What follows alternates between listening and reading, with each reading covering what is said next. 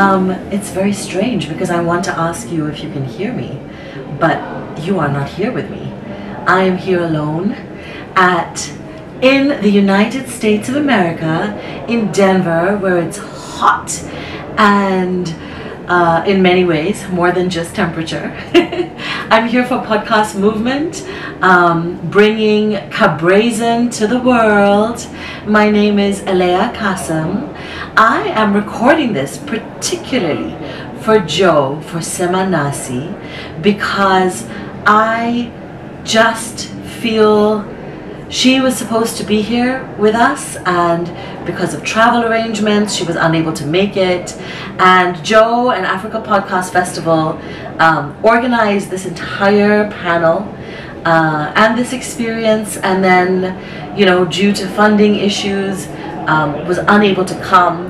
And so I want to make this for you, Joe, as a little missive from Podcast Movement.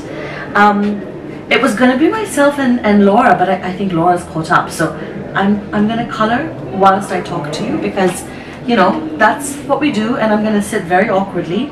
So first of all, I have to tell you all, this morning was a very strange morning. It is officially day 2 of the podcast movement. I arrived here on Sunday night after a 35-hour long journey from Nairobi. Almost didn't make it because I got to the airport in Nairobi and checked in. I'm one of those people, I get to the airport very early, by the way. So I was there like 4 hours early, checked in, was feeling very proud of myself. Mercury is going in retrograde today, so I wanted to avoid any shadow period for Mercury retrograde for any of my astrology girlies. And so I was very proud of myself. I said, you know what, I am going to make sure that nothing comes in between KaBrazen and podcast movement. And when I go to check in, the person at the counter, she says to me, do you speak Kiswahili? Now, this is when I personally thought I was about to get upgraded. I was like, oh, this flight is very full. I'm looking fabulous. I have a fancy suitcase. She's gonna upgrade me to business class. This is gonna be fantastic. Instead, so I said, Joe, naongea Kiswahili. In my terrible, like, Muindi kitchen Kiswahili. And she says to me, she says, I'm sorry, but the flight is full and we can't guarantee you a seat. So you're on standby, which means you'll have to wait at the side until we see who checks in and who doesn't. Mind you, at this point, we've paid an exorbitant amount of money for this ticket to get there. This is now turning into like the tales of arriving to podcast movement. Somehow the podcast has now evolved, and you know, we would try and book a ticket and it would get sold out, try and book a ticket and it would get sold out, because this is the exact week that all the kids are going back to university in the abroads. So really the flights were fully booked, and we had found a seat and paid for it, and it was like, now we're on our way, we're going. You know, we received the heads up from the wonderful folk at Heva Ignite Culture, who are sponsoring this leg of the journey, or funding this leg of the journey. And you know, anyways, so I stood forlorn at the side of the airport, where there were no seats, and there was a bunch of us kind of ragtag people, and I have a nice new suitcase and I didn't want to sit on it, so I just stood there and just kind of hoped and prayed. And then, oh, didn't the ancestors come through? I got a seat. So I got a seat, but it was right at the end and I had to rush. And you know, I'm like doing the thing, you know, the thing that stereotype that you see of people like racing through the airport. So I'm rushing and I get to passport control. Now, anybody who has been through Kenyan passport control, it's not that it's an unpleasant experience, but it's generally not a pleasant experience. I'm flustered, you know, I'm a bit kerfuffled, and this beautiful woman at the counter, young woman, I give her my passport, she smiles at me, and she says, I know you. And I'm just like, what? How is that even possible? And she says, I know you from the literary world. I love what you and the Lamb Sisterhood are doing. And honestly, listeners, I'm calling you my listeners because indeed we are on a podcast. I almost wept. It had been such a journey, even just to get to that point, and to know that there was someone there who appreciated the work that we were doing and felt like the work spoke to them and they enjoyed it and it made them smile. I mean, that was just the best. So I left passport control with a huge smile on my face, just knowing that, you know, we were going with all the Brazen energy of all the wonderful humans of KaBrazen Consortium, as well as all the listeners of KaBrazen, and both the big ones and the little ones. And you know, I thought this is charmed. So that was, I did the long journey. 30 something hours later, I emerged into Denver, and that was Sunday night. Monday was a kind of a bit of a blur. I will say jet lag is wild. I would highly recommend, if you can, if you are coming for a conference like this, I would recommend that you try and arrive, you know, even 2 days earlier, because that jet lag really is intense, and it makes your brain blurry and foggy and slippery, and you know, you can try, like, you can push through, but it does make it really hard. Makes it hard to really enjoy it. So if you are able to come a little bit earlier, then I would really recommend that. Monday was cool. So Monday I got to come for a kids podcasting meetup, and which was shared to me by Laura, who's on the panel with me later on in a few hours.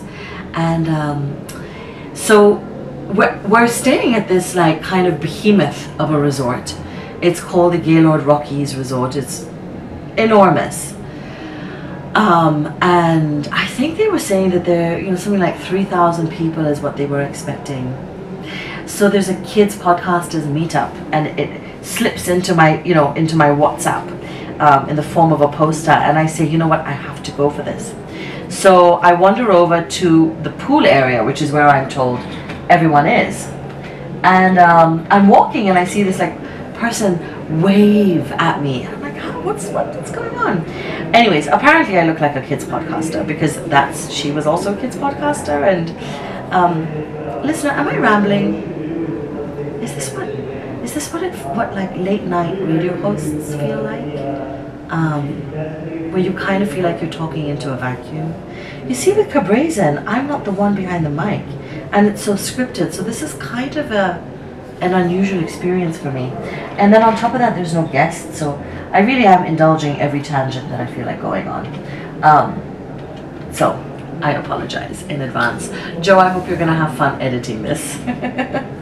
Pole sana dada. So the kids podcast meetup was super cool, and there were incidental games that we ended up playing. Yesterday I got recruited into a panel about another panel about multilingual podcasts. The way the conference is set up is there are, like, I think maybe 5 or 6 different sort of tracks. And tracks are like themes, you know. There's like a marketing track, an industry track, a social impact track, monetization, you know, all various tracks. And there's programming on each of those tracks. And each session is half an hour long, which is remarkable. Can I just tell you, Kenyans, there has not been even one Mine is just a comment. There has not even been one. This question is short. I am astounded by how much you can actually get through in half an hour. I was skeptical. I was like, half an hour is no time. But I guess when you go in with that knowledge, then you are very mindful about passing on the information that is the most kind of prescient. What a lovely word that is, isn't it? Prescient. I hope I'm using it the right way. So I'm sitting on this, I'm sorry, I've just given into the ramble. It's happening. So I'm sitting on this white sofa. It's like a soft suede sofa, and on the ground is like this light kind of sky blue, but maybe a little sickly sky blue carpet. And I'm in a booth, and they have all these like podcast cover arts looking down at me, and it's a lot of humans, and they're all smiling. There's one about young and profiting, another about creating confidence, habits and hustle, we study billionaires. Yeah. So, where was I? This morning, I'm navigating multiple time zones. So I'd said yes to a bunch of commitments earlier before I knew I was traveling, and it just so happens that I was giving lectures to to a university, and the university is in China. So when I was in Nairobi, the timing would have been 2:30 in the afternoon, which is fine. But here in Denver, that happens to be at 5 o'clock in the morning. So I've been having to wake up at 4:30 every morning to deliver the 2-hour lectures, and then kind of go into the session. So I was awake early this morning. I hadn't fully prepared, and so I woke up at 2 in the morning, and I had my laptop, and I'm so grateful that they have coffee in the room, and had my cup of coffee and was kind of working through my presentation.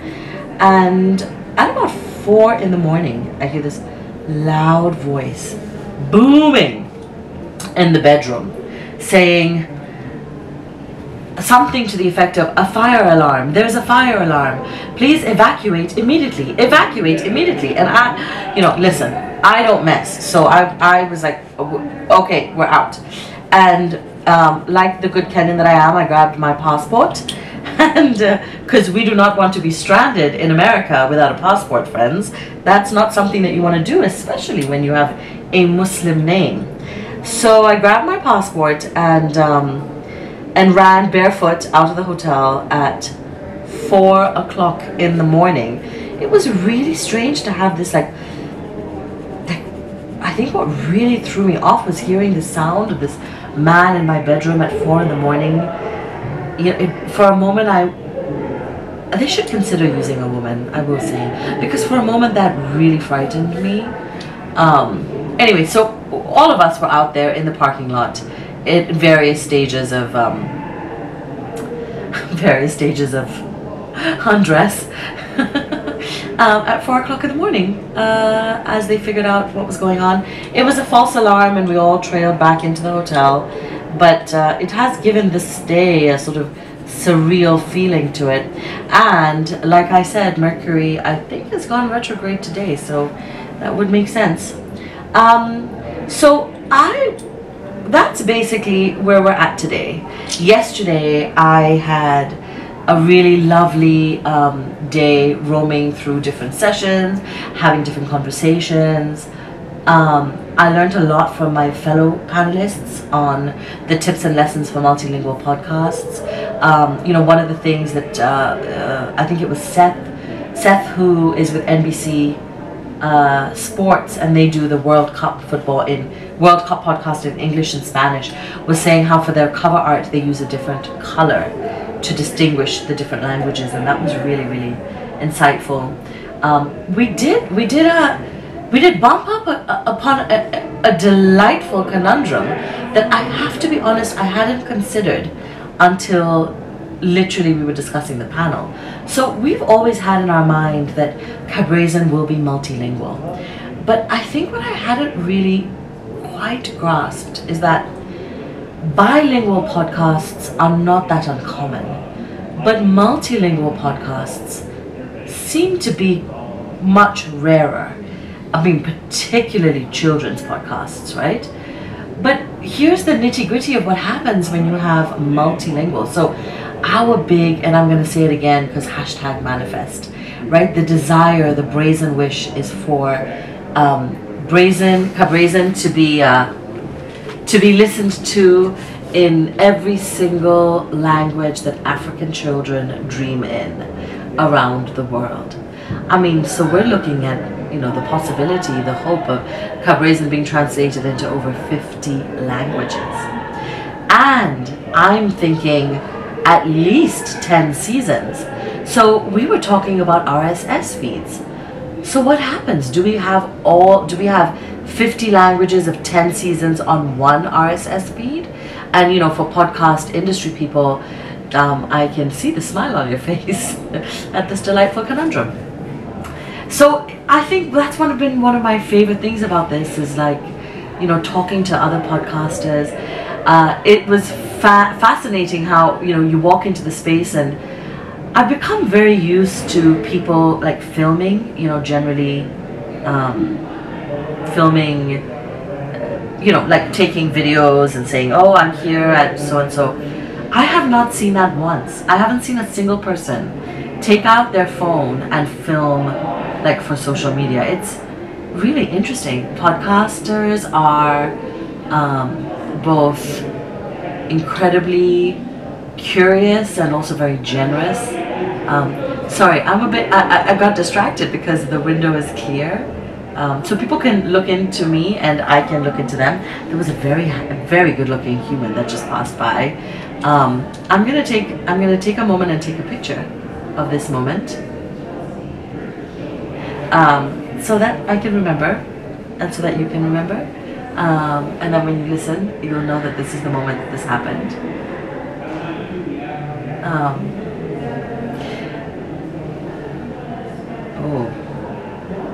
I look tired. I got distracted, but I look tired. So what was I saying? I was saying that yes, curious, generous, friendly. It is overwhelmingly American, and I do understand that because it's really expensive to come here. And I will say again, I really appreciate the work. I have a renewed appreciation for the work that Africa Podcast Festival is doing. I'm finding community here in the kids podcasting kind of network, but there's no real presence of African podcasters here, and I really miss that. The conversations that we have, are different, and so I think, like I said, I have a renewed appreciation for the challenging nature of Africa Podcast's work, for how visionary it is, for how you hold space, for how you connect and amplify our voices as African podcasters, how you are building this or planting this lush, beautiful forest for us to roam in. With Africa Podcast Festival, with the work that you do, I feel seen and I feel like you are for us, and that is very important, because I think that's not really the case in a space like this that is really skewed towards a Western market, incredibly skewed. And the other thing that sometimes happens, and my fellow Africans will get it, is the moment you say Africa, the eyes glaze over. It's like, oh, and there can be a thing of putting you into kind of the development or charity space. The upside of that, which has been amazing, is that people are going to listen. So just today, after yesterday's session, I got stopped in the hallway by this by this guy who was in yesterday's session, and he said, listen, I heard you speak, and I went at night and I listened to KaBrazen with my daughter, and he was like, we are hooked. We loved it. It was fantastic. You know, every person that I've spoken to, well, not every person, but a lot of them will come back the next day and say, we listened and it was incredible. What's clear is, and now I really, really do. Joe, you've said this to me before, and I don't think I really heard it the way that I hear it now. Truly, KaBrazen is world class. There is no denying it at all. Yesterday was such a treat to have Common Sense Media put out a review on their website of KaBrazen. 5 stars. Isn't that amazing? I do feel, you know, I really do feel a sense of like disappointment for all the people all the podcasters that can't be in spaces like this, you know, for all the various reasons. You know, I recognize the enormous privilege that has brought me to this space here, and a lot of hard work also has gone into that. But you know, it's not this opportunity is not made available to everybody, you know, and I really recognize that. And my hope is that in sharing the brilliance of what we're doing, it also opens out to more brilliance, and I'm hoping to bring as many, you know, other podcast voices into the space. So yeah, there should be more of us here. And also, you know, I love that we have our own festival. Africa Podcast Festival is always the best, or Africa Podcast Day. So I have 28 minutes left, and I am coloring Mekatilili Wamenza's coloring page, and for some reason I keep getting kind of bored. How does one get bored of coloring? Maybe I'm just bored of myself. All right. So I've told you a little bit about, you know, kind of how we've arrived here. Now I'd like to share maybe some thoughts ahead of today's panel, which is in about an hour and a half. Thoughts around KaBrazen, around the journey that's gotten us, around where we've gotten to up till this moment, about what the vision is. So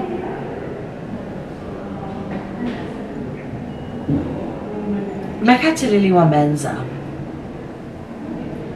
walked over 1,000 kilometers, 1 foot after another, at the age of 70, when she escaped prison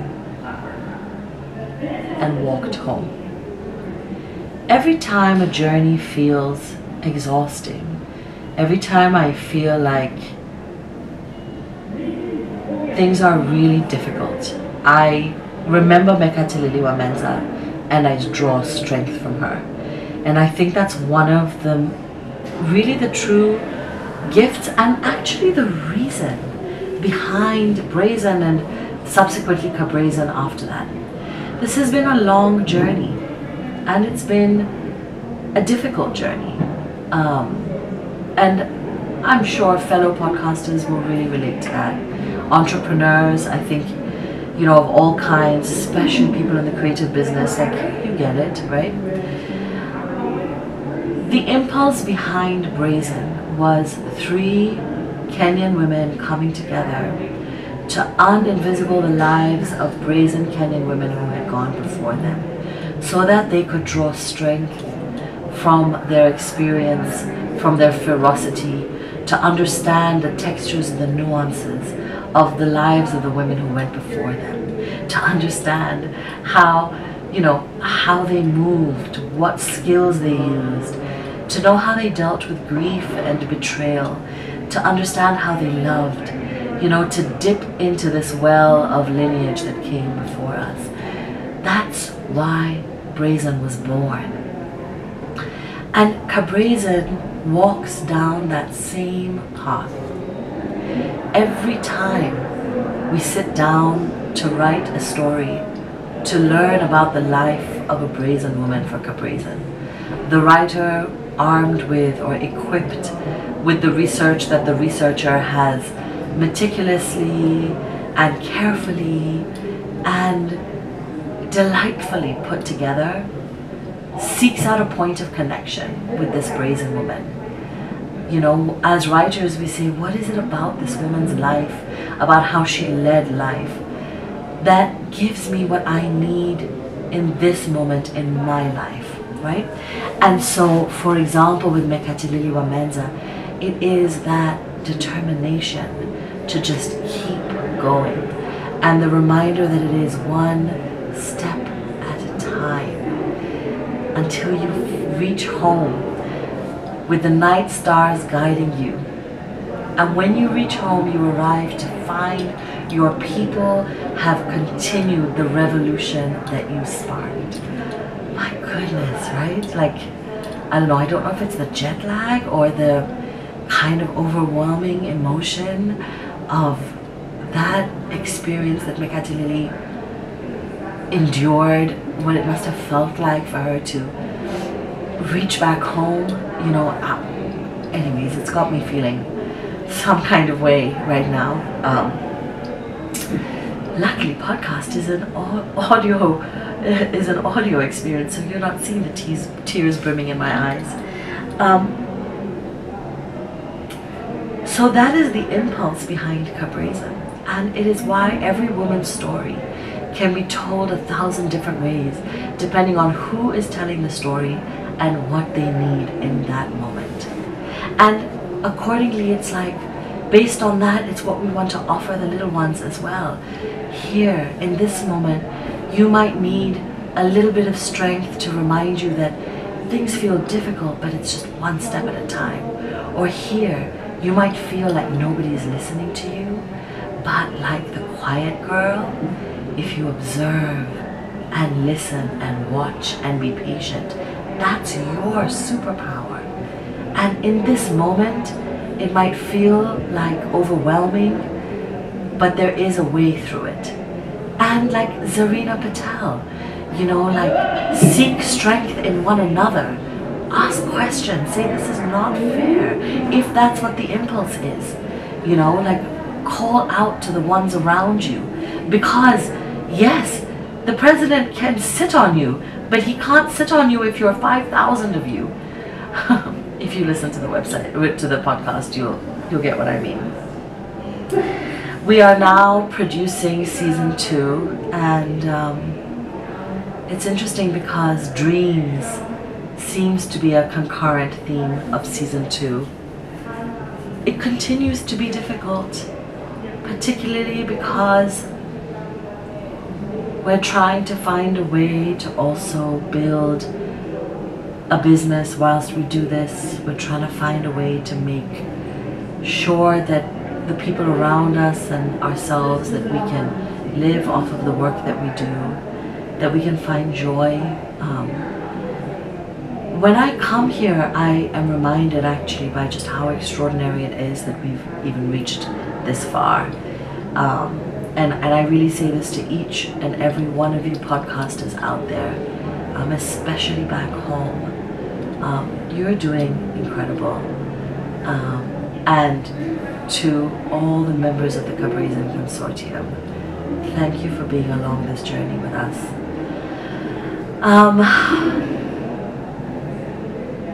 I wonder why I began that story for you. I think about, in this moment in my life, in this moment in time, who is the Brazen woman whose energy I need to kind of invoke, you know.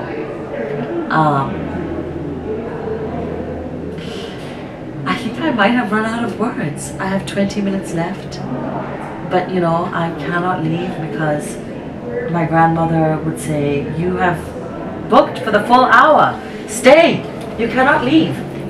My grandmother used to be the person who, like, when she would go on flights, you know, they would have the Mombasa Nairobi flights back in the day. They would give you, like, I don't know, peanuts and bread rolls, and she would meticulously wrap every single one of them in the tissue paper and put it in her handbag and say, no, we have paid for this. It's coming back with us. Which I just think is marvelous. So the other big thing, goodness, how am I not speaking about this? The huge thing is Kiswahili. We're about to launch Kiswahili. I'm so excited to hear Tata Nduta. Tata Nduta, your voice is so beautiful. Your rendering of Tata Nduta is so full of delight and care and charm. It's just different when you hear, you know, the podcast in your own language, isn't it? Am I gonna have to do the Gujarati version, friends? What would my auntie name be? Oh, obviously Masi. Though I think I'm really only the Masi to my two little Mitus. So yeah, Kiswahili I think is the next really big exciting thing that's coming up. The big live stage show, maybe not big, but definitely the live stage show is coming up, and that's really exciting too. I think one of my dreams, and I've been saying this for a while, is I really would love to do a themed season. So, you know, I'm really invested in this climate change season. I'd love to do an athletes season. Have you seen Faith? She is just, what? Slaying it. Like, if that is just not the epitome of Brazen, honestly, an athlete season would be so cool, wouldn't it? Oh my god, that would be awesome. I got lost in the reverie. Our hope is to do, you know, like KaBrazen stage shows around the world. It's been just, you know, we began writing KaBrazen in 2018, 19, 20, 21, 22, 23. Yes, that's me counting on my fingers. That's 5 years later. And I will say, you know, I think one of the things, and I'm putting this out in the world, is I think KaBrazen needs, you know, proper investment because imagine if we've been able to do this extraordinary season, you know, the extraordinary seasons that we have, really on very little resource. Imagine if we were resourced, you know, in properly. Like, for example, yesterday Disney made a huge announcement. So Disney's been here. Disney made a huge announcement that they're releasing Frozen the podcast. And I'm gonna be honest with you, I had a little bit of a maroon. I did. I'm excited, you know, I'm always a little bit more excited for independent podcasters. I'm excited because our kids deserve, you know, all the good things. And so, you know, one hopes that it will be a good thing. But I just thought, oh my goodness, imagine if we had those resources. Guys, just imagine if KaBrazen had even half of the budget that Disney must have thrown towards Frozen, the podcast. Just imagine if already this podcast is world-class, 5-star, like, you know, people are loving it. Just imagine what we could do with it. You know, oh goodness. Goodness. Wow. So it's so lovely. So I'm sitting here, like I said, you know, it's a glass window and it's so lovely. People are walking by and they're kind of smiling at me. And they must be wondering, well, of course it's a podcasting conference, so they know what I'm doing, but I'm sure they're wondering, what is this podcast about? So yeah. This is the awkward silence. Let me see what Joe wanted me to talk about. 15 minutes to go, and now is when I'm looking at the message that Joe sent. Impressions on both panels on Okay, so Joe said, Hi, Joe. Joe said, it would be great if you could share your impressions on both panels on multilingual podcasting and multilingual children's podcasting. Okay, we haven't yet done our multilingual children's podcasting session, but we have done the one on multilingual podcasting. And, you know, because we're in the States, the other two panelists were mostly speaking to about Hispanic, you know, so Spanish, English. What was really fascinating is David, who runs a podcasting network in Mexico, and they have a whole slate of podcasts on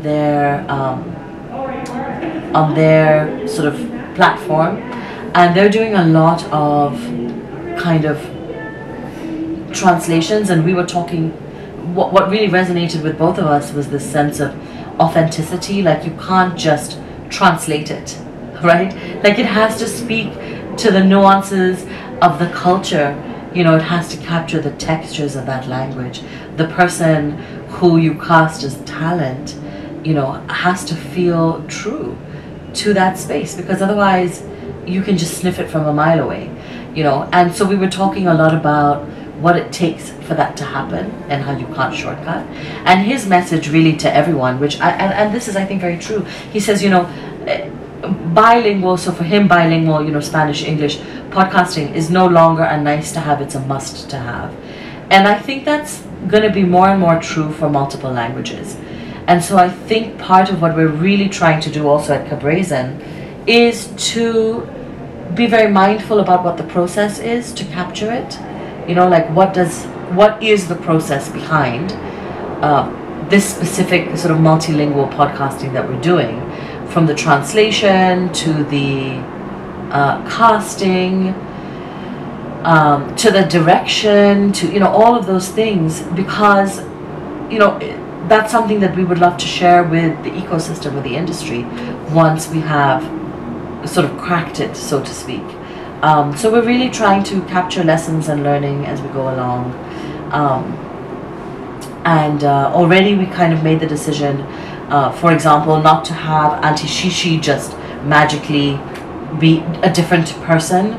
You know, have Auntie Shishi, you know, voiced by the phenomenal Laura in English, then just become Auntie Shishi voiced by the spectacular African in Kiswahili. But instead we made the choice to have a Kiswahili auntie as a trusted auntie, so that the children can hear it's a different human tatanduta, which means that we'll likely have a different auntie for each language, which is kind of cool, right? Like, I think about those aunties being superheroes, and like the adult version of KaBrazen is like the aunties going out to save the world in their kind of slightly chaotic way, with auntie juice in their hands.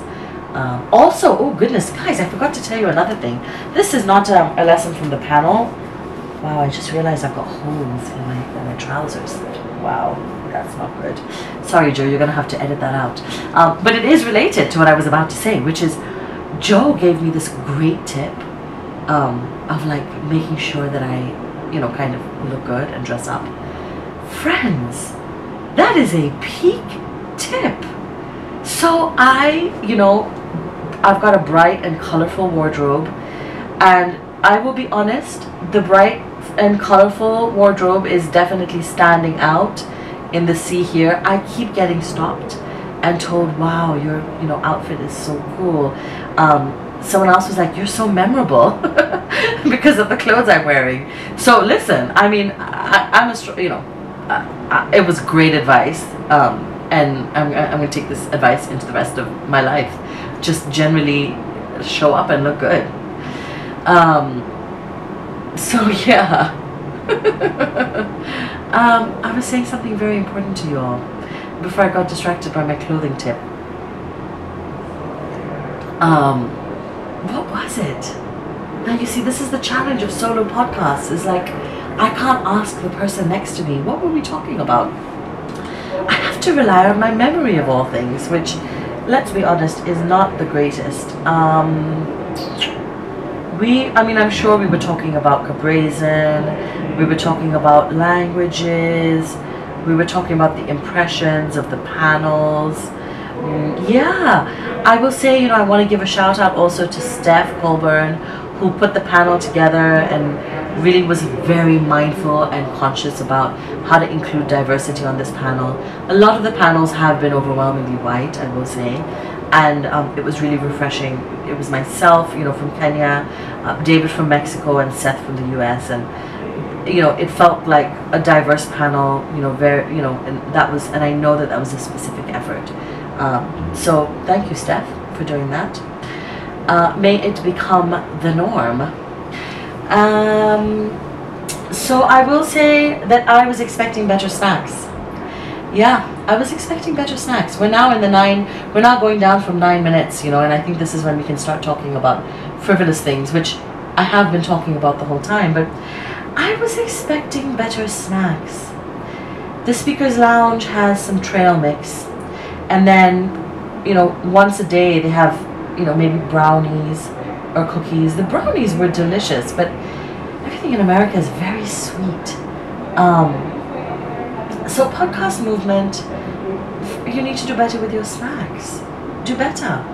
You must. Everything here is so expensive. Goodness gracious me. A fruit cup of strawberries and like raspberries and blueberries is like $9. That's, I'm gonna do, you know what, listen, I'm doing it. I'm doing the math of what $9 is, because goodness, I couldn't bear 9 times 144, 1,296 for a plastic cup with berries in it. Yeah, it's a lot. I should have carried snacks. I did not. That was a mistake I made. I'm also craving fruit. You know, I'm craving samosas. Oh, I'm craving samosas. I did carry hot sauce in my bag. Swag, and that's a hint for what's going to happen after podcast movement. But better snacks, yes. I think the exhibitors, right. I left you long time ago and we were doing a walkthrough. So in the middle they have like an expo space. And the expo space has lots of different exhibitors. And it's kind of cool. You can go and engage with them, you know, in between sessions. And that's kind of cool. There's a lot of like, there's a lot of kind of talk on ad space and, you know, interest in monetizing and sponsors, and you know, it's just a slightly different conversation that's happening here. But one of the things I think that's very innovative about our space is our distribution networks are, you know, unusual. For example, with, you know, both the Yoto player and then also the Aga Khan Foundation putting the stories into community libraries. Like, we're very interested in how to get KaBrazen to the hands of kids and what those distribution networks look like that have cracked that, right, around the world. So if you are listening to this podcast, if this section makes it into the podcast and you have a podcast, if you have you know, if a school's network or a librarian network or some kind of network where you share content with kids, please reach out to us. The stories are so wonderful. Your children will love them. You know, let's find a way to work together. Season 1 is free to air, so there's no cost to it. And we're working on looking at what learning guides might look like. I have this really lovely coloring book, which for some reason I'm not feeling so much today. I think it's because, oh, I just discovered a new color in there. I think it's because my brain is tired, actually. One of the things I really love that they have here is they have these quiet zones with noise cancelling headphones and meditation booths, and you know, I'm really grateful for that, because it's quite overwhelming when you have thousands of people in one space in, you know, kind of air-conditioned room and several stages and microphones and fluorescent lights, and it can be a lot. So I am grateful for that thoughtfulness that they put. Alright, how shall we spend our last 5 minutes together? I know I'm gonna like leave here and just wish that I had done something different with this time. You know, part of me is kind of wishing that I had just pulled people out from outside the booth and asked them what it means to be brazen. Damn it, it's too late. That would have been a great idea. Oh, well, maybe I'll do that now. Maybe that's what I'll do after. That's a very good idea. So what's next for KaBrazen? We've just been nominated for I think the APVA awards. We're going to be releasing our Kiswahili season soon. We're going to be releasing season 2 English soon. We've got a thing at Book Bunk, a live storytelling show at the Nairobi Literature Festival, like day after tomorrow, where Auntie Shishi and Tata Nduta will be like sharing stories. We're working up towards possibly a live show. There's so much going on. It's so cool. Chella is working on new illustrations and cover art. One boy is kind of immersing herself in the worlds of these women from season 2. I am just so excited for you all to hear the next stories that are coming up. They are really beautiful. It's really interesting also to see how the team has grown and evolved. And I can see people starting to now, like, you know, come and say, I'm next. So I'm going to take these next couple of minutes to do a social media thing, okay? So that you can... Hi, friends. So I am in the Yap studio booth recording a podcast. Indeed. Have a look. There's the mic and another mic. And I've got 3 minutes left. It's been really interesting because people have been walking by waving at me. Actually not waving at me, smiling at me. I was supposed to have a guest. We were supposed to be 2 of us. But unfortunately it's been just me. So I've spent an hour talking to myself. And I was doing it for Joe, for Sema Nasi. But she might decide that she can't use any of this and it's all completely rubbish and throw it away, in which case, you know, it was nice to hang out with you, Aleya, and have an hour together. Later on, I have my second panel.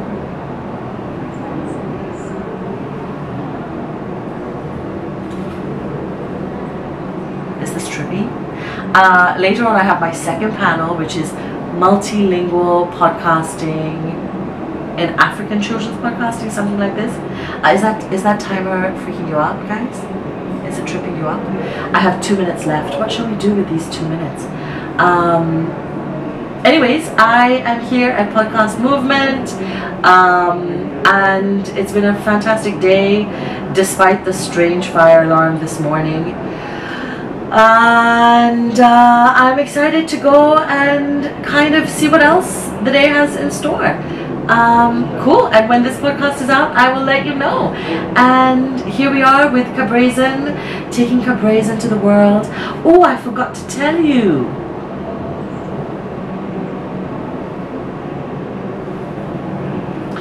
Today, I got stopped on the way by this person who said that they had listened to me yesterday speak and went home and put on KaBrazen with their daughter, and they were like, I was hooked. I spent like, we were listening episode after episode after episode. It was just, so that's exciting. I always love to hear that. And Common Sense Media gave us a 5-star review. Incredible. All right, enjoy the day, friends.